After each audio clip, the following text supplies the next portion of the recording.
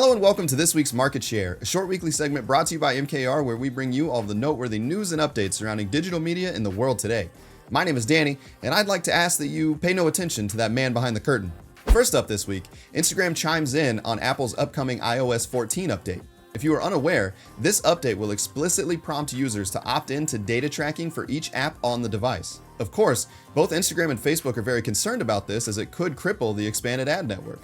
Apple has roughly 100 million devices in the US, which makes up nearly half of the mobile market. That's a pretty big dent in ad platforms. Not only the ad giants are worried though, many small businesses rely on these ad platforms to drive their sales. Ad networks won't be the only ones hurt by this. Next up, another update from Instagram.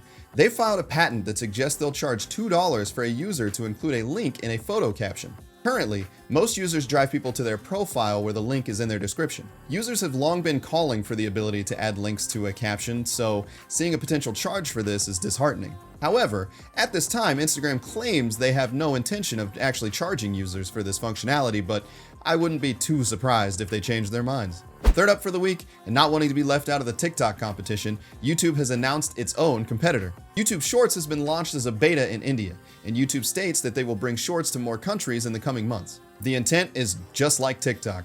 Users will capture short-form video on their mobile device.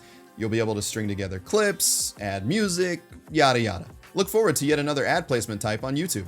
Next up, an interesting piece from IU Bloomington. They've simply offered some insights into running ads alongside political ads. Many of you may be considering scaling back on campaigns as to not drive up costs during election season. The article speaks on ad-to-ad spillover and how your ads could actually benefit from continuing to run. After viewing a political ad, audiences tend to have a much more positive response to the following ads as the content is a lot less heavy than the political ad. Now, I would like to point out that this is a pretty small set of data and there are many more things at play here and various things to consider. Obviously, none of this is guaranteed, but it's an interesting read and something you should think about. And last for the week, a funny little update from Facebook. They have finally gone full circle and launched Facebook Campus.